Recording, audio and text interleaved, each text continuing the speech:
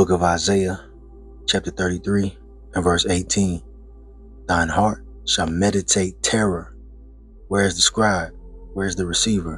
Where is he that counteth the towers? I'm going to stop right there. I want to start off as always by giving all praise, all honor, all glory unto Yahweh, Bahashem, Yahweh Shai, Bahashem, Racha, Kodash. Double honors to the elders and apostles of Great Millstone who teach and who rule well, who taught us this truth through the power and spirit of Yahweh, Bahashem, Yahweh Shai. The Lord willing, this lesson is edifying to the elect out there, whoever you might be.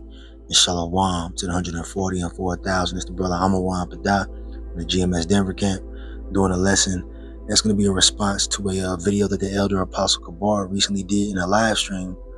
And he was speaking on the fact that as the hopeful elect, we should be meditating terror upon our enemies, the main enemy being Esau, Edom, so-called white race. All right. And when we say meditate terrors, we're talking about, pondering upon the judgments that are to come upon our enemies, which is prophesied to happen. All right. Especially upon the return of our Lord, Yahweh Shai. Now, we're not telling you to go out there and do these things. All right. But think about it. You know what I'm saying?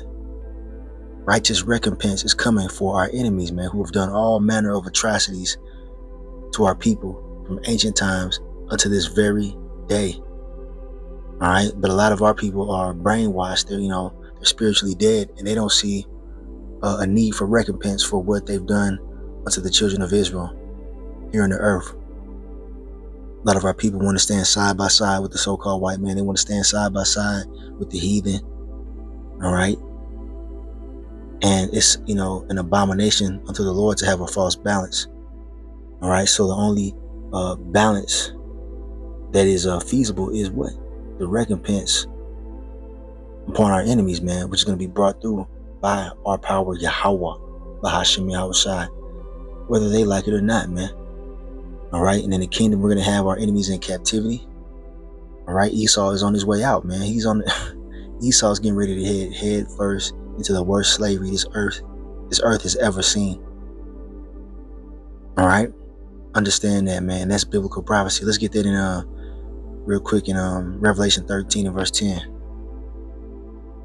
Here we have it right here, Revelation 13 verse 10. It says, he that leadeth into captivity shall go into captivity. He that killeth with the sword must be killed with the sword. Here is the patience and the faith of the saints. All right here, plain as day, man. That's righteous justice right here. That's what's being spoken of in Revelation 13 verse 10. Who is the man that led us into captivity? Esau, the so-called white man today. It's all throughout history.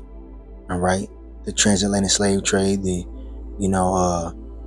atrocities that they've committed against the Northern Kingdom tribes, the so-called Native Americans and the Latinos. All right. It's all documented in history, man. But guess what? There's a righteous recompense coming for that, man. You don't get away. All right. So he that leadeth into captivity shall go into captivity. And we're at the edge of that happening. Okay. The next couple of years, we can see Esau in captivity, man.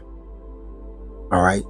I'm just saying that, because we're in the end, man. We're at the end of his age. We're at the end of this damn devil's rulership. And we know that once he's taken out of power, he is going head first into captivity. Hardcore bondage underneath the Israelites. And all the other heathen nations, they're going to be in captivity as well. But Esau's going to get the worst of it, man. Understand that. And for all you, weak Israelites that want to stand side by side and join hand in hand with the damn devil. All right. You're going to receive your judgment here in the near future, man. Because the Lord going to start with the house of Israel. He's going to get you 2/3, about the way. And then we're going to, see what happens to Esau, man. But anyway, let's get another quick precept. And I want to play some videos for you. And I'm going to also show you the video that the elder Apostle Gabar did as well. So you can watch it and be edified. All right, here's a precept right here for what I just recently quoted. This is Proverbs 11 and 21. Though hand join in hand, the wicked shall not be unpunished, but the seed of the righteous shall be delivered. And the wicked being Esau, Edom, the so-called white race. They are the wicked on the earth, man. Okay? And though you want to join hand in hand with them, try to defend these devils, they're not going to be unpunished. Their judgment is at hand. You understand that? That is the will of Yahweh Shem Yahushua. There's no sidestepping it. All right, it says, but the seed of the righteous shall be delivered. The seed of the righteous is who? The Israelites, starting with the elect.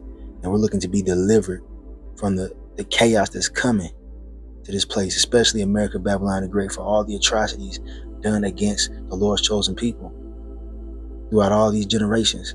The judgment is coming, man. We understand that it's going to be completely, that America is going to be completely consumed in fire in the midst of World War III as the final judgment. Right, but prior to that, there's going to be other plagues and pestilences taking place as well. Okay, and the wicked will not go unpunished. All right, now right here is the video from the elder apostle Gabar. All right, he did a live stream today, a couple of hours ago actually. Here's his channel right here. All right, Daily Edification 4, as you can see on the bottom right here.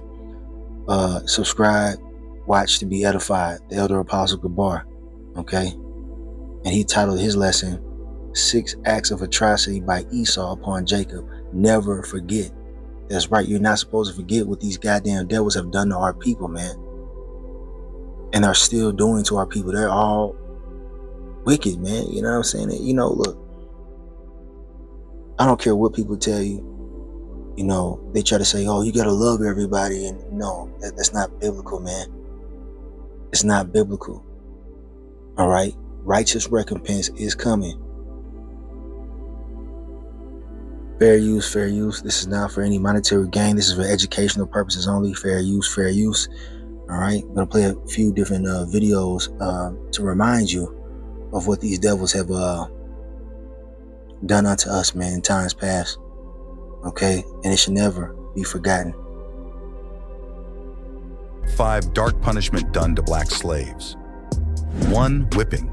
A common form of punishment, often administered publicly, causing severe physical pain and scarring. You see that? Look at that picture. Take a good look at that, man. I'm sure slaves are being whipped in their face and all type of gruesome shit. Look at the blood pouring out from that man's back at the hand of this goddamn devil, the so-called white man that you love so much. You think he don't gotta pay for all that, man? You got your damn mind. People don't really understand the gruesome, horrific things that were really happening to us at the hands of these devils. You have no idea, man. You know, if you're thinking that this man should just be forgiven and letting off the hook. Look at this, man. 2. Branding. Slaves were branded with hot irons to mark them as... Look, they had your ass butt naked, chained up. Humiliation, man. Branding you like goddamn cattle. Marking you as their property. property of a specific owner. 3. Mutilation. Amputation of limbs or body parts was used as punishment for attempted escape or resistance. 4. Torture devices. Various devices like... Hold on, let's go back real quick. Hold on. We kind of, you know, breezed over that last account. Okay, so there's the branding, right? Hold on. 3. All right, mutilation. As you can see, this man has his hands cut off. These look like children with their hands chopped off. Do you man, look here, man. And that's, you know, being very light. I've read accounts where they were chopping off noses, ears, all right, and other body parts, man. I've heard brothers do lessons on how they took the Northern Kingdom women, the so-called Native American and Latino women, that would chop their breasts off, man, and use them as, like, you know, pouches and whatnot, man. Can you imagine the horrific screams that would come from our people? You know, if you were actually watching this, man, these devils didn't give a damn. They didn't give a damn. They were chopping off body parts such as, you know, the male genitalia. You know what I'm saying? we only know the surface of what they really did unto us, man. All right, and there were countless incidents of these wicked acts being carried out on our people throughout slavery, man. All right, mutilating our people, but we should just forget and forgive, right? The fuck out of here. The Lord didn't forget. Mutilation, amputation of limbs or body parts, was used as punishment for attempted escape or resistance. 4. Torture devices. Various devices like the iron collar or thumb screws were used to inflict pain and control slaves. Hold on. So they had different torture devices. These damn devils came up and invented torture devices to afflict us. Okay? Think about that. And we started out this lesson with Isaiah 33:18, that we shall meditate terror. They meditated terror on us to the point where they were coming up with different inventions to torture us and inflict pain and mental and psychological suffering on us in slavery. But you just supposed to forgive these damn devils, right? Matter of fact, I want to look up something. They mentioned a device called the thumb screw. Let's look that up real quick. Hopefully I can find something on it. Bear with me. Worst punishments in history. The thumb screw.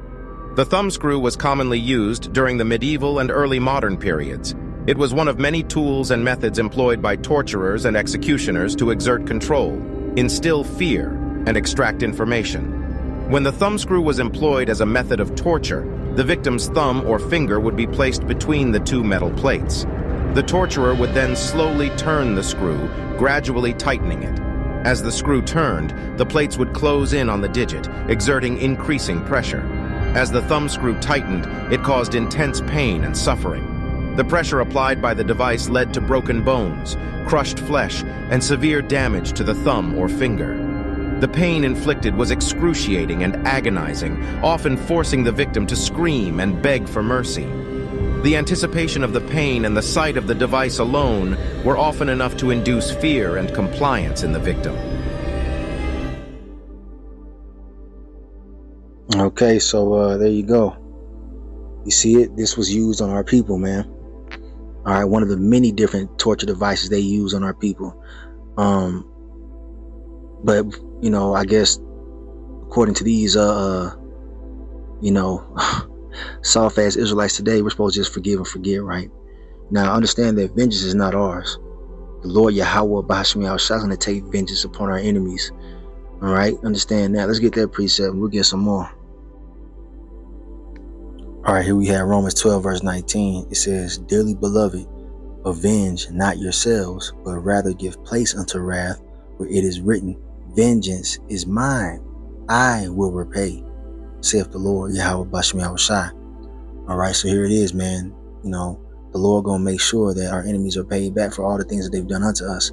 Now we're gonna have to go out there and get our own vengeance. All right, because whatever we try to do is going to be far behind what the Lord's getting ready to come with. All right, now also understand that the Lord is going to give his men power to execute judgment in due time. Okay, spiritual power being one of the ways we're going to bring terror upon the heathen, especially Esau. Okay, but the Lord gonna have to step in on our behalf. All right, that's it and that's all. But it is coming. All right. All right, so back to the previous video. Okay, look at this, man. Look at this device right here, the iron collar. Look at it. Then they tied weights on the back of him while he was forced to do labor, man, in the field. Look at this, man. Iron collar or thumb screws were used to inflict pain and control slaves. 5. Work in harsh conditions, forced labor in dangerous environments, such as mines or plantations, resulted in physical and psychological suffering.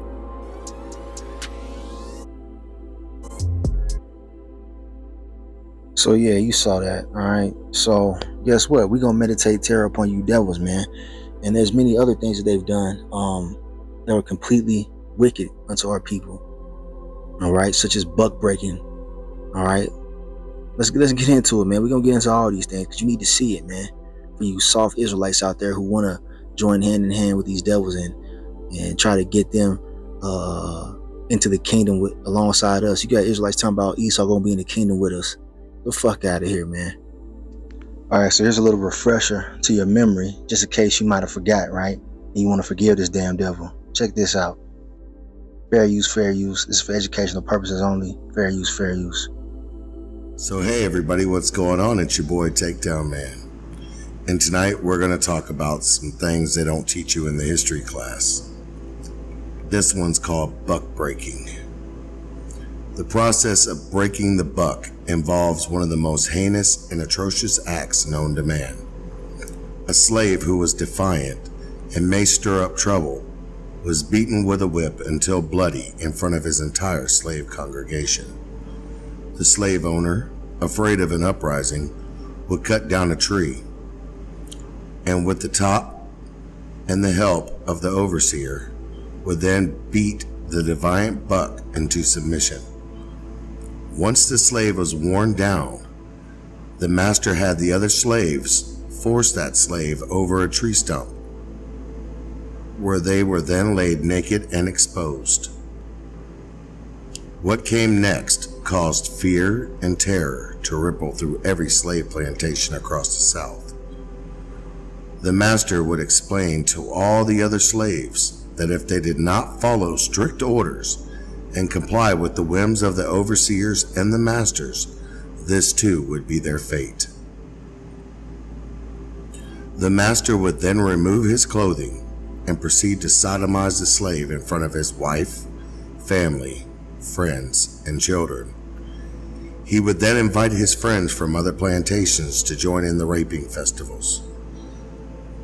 In order for this plan to take effect, he would require the slave's children to watch, front row center, so they too could witness their parents' sexual demise and humiliation. I'm gonna pause it right there, man. Do you understand the amount of hatred being portrayed right here towards our people? I don't think our people really get it, man. That this man is the goddamn devil that the Bible speaks of. The so-called white man, Esau. He is Esau, Edom in the scriptures. And this is what he did to our people, man. Homosexually sodomized our men in front of the children. Esau is the most wicked, disgusting, low, vile race of people on the face of the earth, man. And if history and the Bible can't show you that, you can't understand, then maybe there's something wrong with your ass, all right? Let's get a quick precept. Here we have Hebrews 12 and verse 16. Now it says, lest there be any fornicator or profane person as Esau, who for one morsel of meat sold his birthright. So if you know the history in the account of Jacob and Esau in the in the book of Genesis, okay, he sold his birthright, all right, unto our forefather Jacob. So therefore we have an eternal kingdom coming. Esau's kingdom is temporary, all right. You see, and the point of this is that there's nobody more profane, all right, or wicked than Esau on the face of this earth. Okay? Fornication. That goes into doing things that are abominable in the sight of our Heavenly Father, Yahweh, Bashem Yahushai. Esau embodies all that is abominable, all right, and profane. All right? What you saw right there in that last video, that's true profanity. All right? A lot of y'all think that saying bad words is profanity. No, man. Profane, when you go into it, it means to be outside of the temple, meaning outside of the laws of Yahweh Bashem Yahushai. That's what true profanity is. Not using harsh language. All right? The Christian church, they like to, preach that using bad words is wicked. The fuck out of here, man. What's wicked is what these devils have done unto us, man. All right? And are still doing to this day. All right. So yeah, man, that whole buck breaking scenario, which is a form of torture, is profane and it's disgusting, man. It's against the Lord's laws, man. We're not going to be doing that type of shit in the kingdom. Though we're going to beat the brakes off of Esau. All right. You know, we're not going to be doing any homosexual acts, to say the least. You know what I'm saying? But he gonna have to pay for that, man. All right. You don't get away.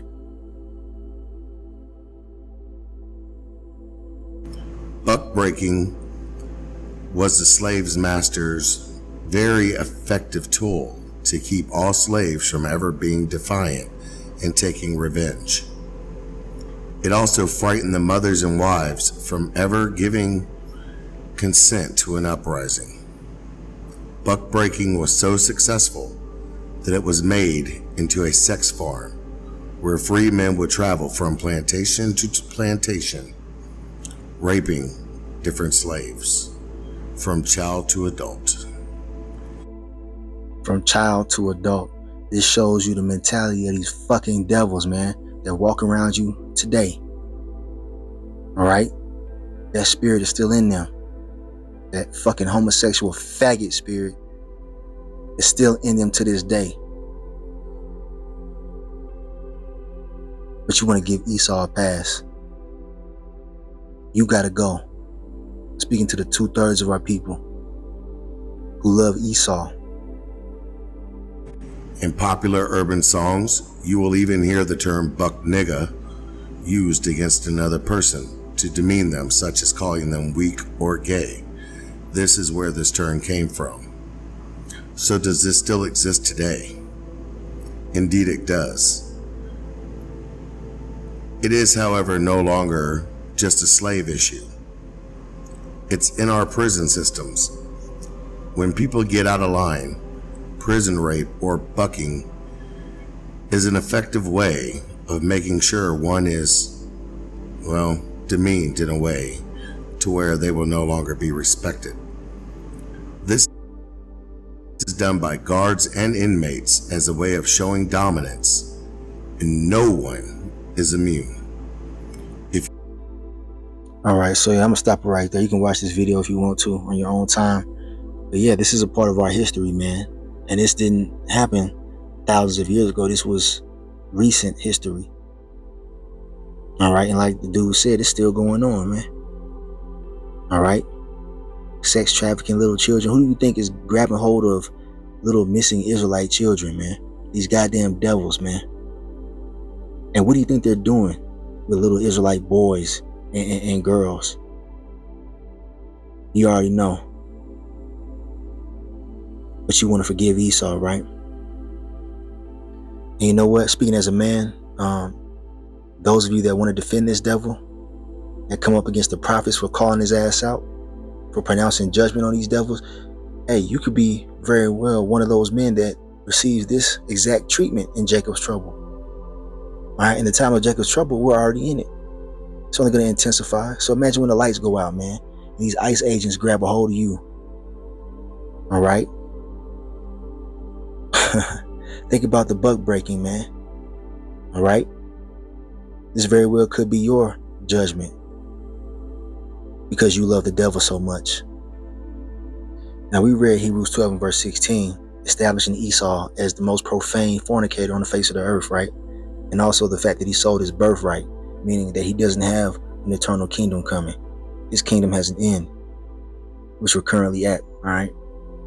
Verse 17, for ye know how that afterward, when he would have inherited the blessing, he was rejected, for he found no place of repentance, though he sought it carefully with tears.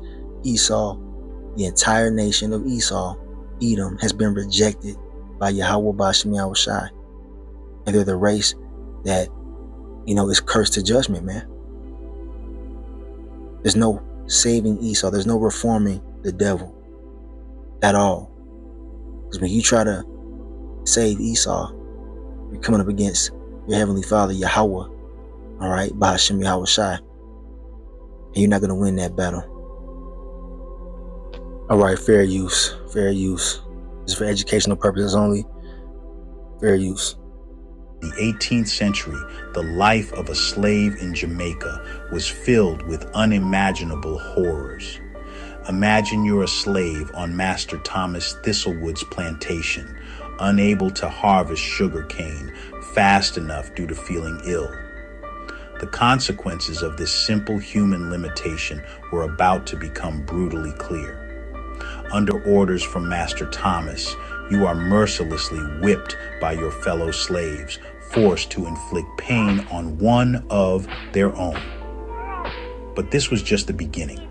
Master Thomas, unsatisfied with the severity of your punishment, was about to introduce a form of torture that would become infamous for its sheer depravity. The air was thick with fear and the sickening anticipation of what was to come. What followed was a punishment so horrific it gained its own name: Derby's dose. You're held down, your mouth forced open as another slave is ordered to defecate into it. Your mouth is then strapped shut, forcing you to swallow. This act of utter dehumanization serves as a stark reminder of the depths of cruelty humans can inflict upon one another. Such brutal acts remind us of the severe injustices faced by slaves and the importance of remembering this dark chapter in history. As we reflect on these atrocities, we must ask ourselves, how can we ensure such inhumanity never happens again? Well, we have a way. All right. Yahweh Bashmi Yahushai is that way. He's going to make sure that this doesn't ever happen to the Israelites ever again. They try to say, the darkness of humanity. No, it's the darkness of the souls of you goddamn devils. All right. And it's prophesied that you will be exposed in these last days for being the devil. All right. The Israelites, man, we were all asleep, spiritually speaking, for a long time. But now the Bible is uncovering your fate. Speaking to you devils, you Edomites.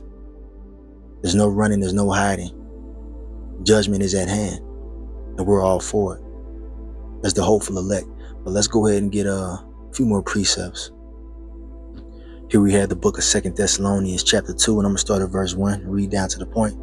It says, "Now we beseech you, brethren, by the coming of our Lord Yahushua HaMashiach, and by our gathering together unto him, that ye be not soon shaken in mind, or be troubled, neither by spirit, nor by word, nor by letter as from us, as that day of Hamashiach is at hand, yet that day of vengeance is at hand, when our Lord returns to destroy our enemies." Verse 3, "Let no man deceive you by any means, for that day shall not come, except there come a falling away first, and that man of sin be revealed, the son of perdition."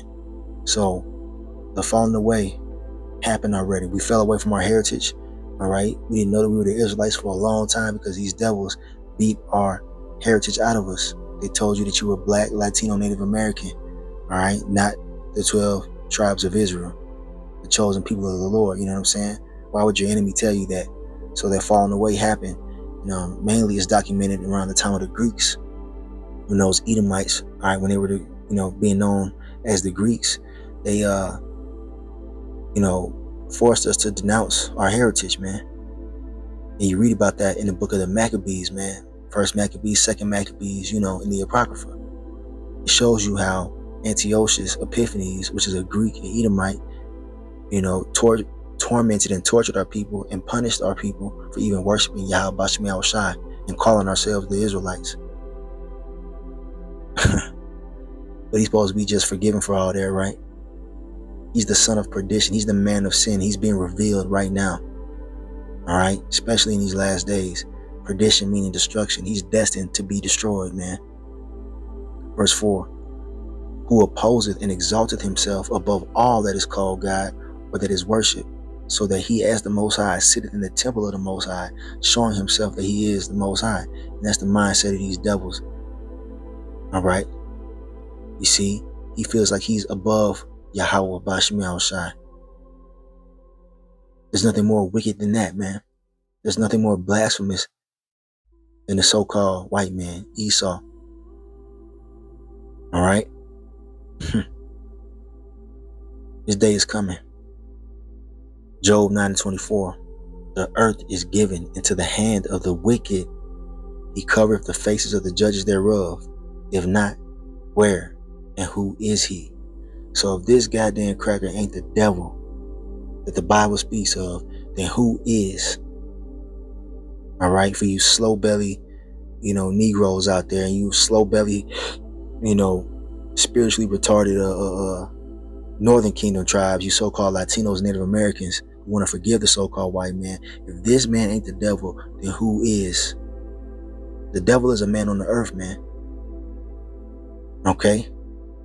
That's why it says the earth has been given into the hand of the wicked being the Edomite race, the physical counterpart of the spiritual demon Satan. They're governed by those satanic spirits, man. The wicked spirits that the Lord Yahweh created. You see? That's why they do the things that they do all throughout history. Even to this day, they're experimenting, on our people.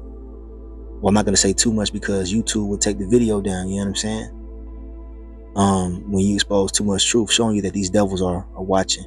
But point is that, yeah, man, the Tuskegee experiments, go look that up, where they purposely infected military men of color, you know what I'm saying, Israelite men, with syphilis to conduct studies on them. You don't think they're still doing that type of shit to this day? All those shots you get at the doctor, you don't think that those are experimental? You don't think they're doing things to harm our people, man? The foods are poison, the very foods that you like to eat. You don't think they're doing things to the food that our people eat? Come on, man. This man is the devil. He's the wicked, and he's ruling the earth right now.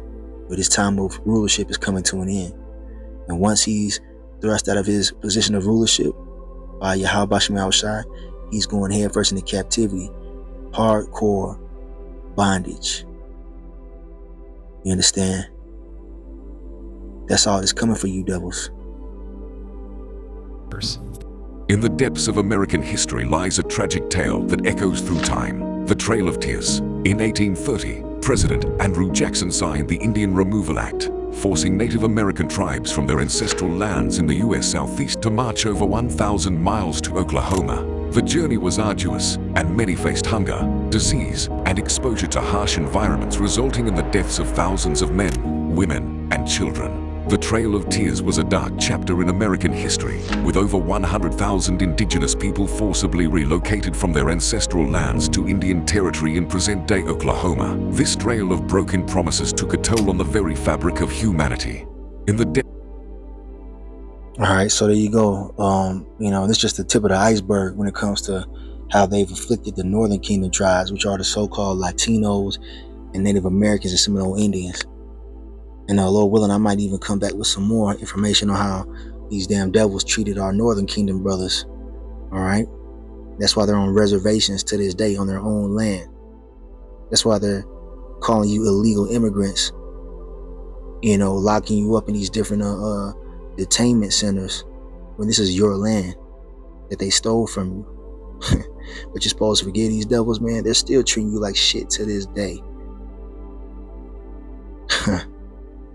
And he's getting ready to come down with great wrath too. Getting ready to see this devil show his horns. All right? And those of you that want to join hand in hand with this devil, you're going to get the worst. All right? Understand that, because our only protection is through Yahweh Bahashemi Yahushai. And when you reject the Lord, the only other option is for you to be given into the hands of your enemy. The book of 2 Thessalonians chapter 1 and verse 6. And it says, seeing it is a righteous thing with the Most High to recompense tribulation to them that trouble you. Because we're the Lord's chosen people. We're the apple of his eye. As it tells you in the book of Zechariah. All right, and when you touch the Lord's chosen people, you got hell to pay, man. All right, and we're in that time. All right, we're in that time of that recompense and tribulation being given to our enemies. All right. So it's not wicked to want to see righteous justice being carried out. It's not a wicked thing to want to see the judgment of your enemies, man, your oppressors, especially knowing the things that they've done unto us. And we don't even know everything that they've done unto us, man. We can't even fully comprehend all the things that they have done and are still doing unto us to this day. Because if we knew, we would lose our minds, man. We go out and act a fool out here, and the Lord is telling us to wait until he rises up to the prey. Let's get there real quick. Here we have it, Zephaniah 3 and verse 8. Therefore, wait ye upon me, saith the Lord Yahweh, Bahashem Yahushai, until the day that I rise up to the prey. Esau is the prey, and the rest of these heathen nations, but mainly Esau. For my determination is to gather the nations, that I may assemble the kingdoms, to pour upon them mine indignation, even all my fierce anger, for all the earth shall be devoured with the fire of my jealousy. So there you go, man. The Lord is a jealous God, and when you touch his woman, because we're likened unto a comely and delicate woman, according to the book of Jeremiah, I believe it's Jeremiah 6 and verse 2. All right. When you touch the Lord's woman, the Israelites, guess what's going to happen to you? The indignation of the Almighty and all his fierce anger will be poured upon you. And Lord willing, we're that generation to get, well, you know what? I know we are, through the Spirit. We're the generation that's going to witness this, man. The Lord finally recompensing our enemies. We're watching his kingdom crumble right now. We're watching the Edomite kingdom crumble as we speak, because they're getting ready to receive judgment and go into perdition, as the scriptures state. But all we got to do is hold on and have the faith, and wait on Yahweh Bashem Yahushua to do what he gonna do. And also in the scriptures it tells you that he gonna give his man power to defend themselves against this devil in these last days when he comes down with great wrath. And you know, maybe Lord willing, I'll do some lessons on that too, man, because the men of the Lord will get active in due time. So wait upon Yahweh Bashem Yahushua. Spiritual power is coming, divine intervention is coming, recompense is coming. Matter of fact, I'll get one more. We'll close it. One of my favorites right here, the book of Psalms, chapter 58 and verse 10. It says, the righteous shall rejoice when he seeth the vengeance. He shall wash his feet in the blood of the wicked. So the righteous Israelites are going to rejoice when they see the downfall of Esau. Right? When they see the Lord executing judgment on these bastards, we're going to rejoice, because that's a righteous mind state to be in. All right. It says he shall wash his feet in the blood of the wicked. That's symbolic to us rejoicing when we see the Lord judging these devils, man. Okay. Next verse it says, so that a man shall say, verily, there is a reward for the righteous. Verily, he is a God that judgeth in the earth. That's right, the Most High Judge is getting ready to execute righteous judgment upon all of our enemies, starting with Esau, Edom. All right. So, with that being said, man, this was written. This is what's going to happen. This is the will of Yahweh Bashem Yahushai. And Lord willing, we're of those men that get to see justice being served. So I'm in this lesson right here. I want to give all praise, honor, and glory unto Yahweh, Bahashem, Yahweh Shai, Bahashem, Rachak, Wadash. Double honor to the elders and apostles of Great Millstone who teach and who rule well, who taught us this truth through the power and spirit of Yahweh, Bahashem, Yahweh Shai. They call me Yasharal in the Bible bar. Shalom to the elect.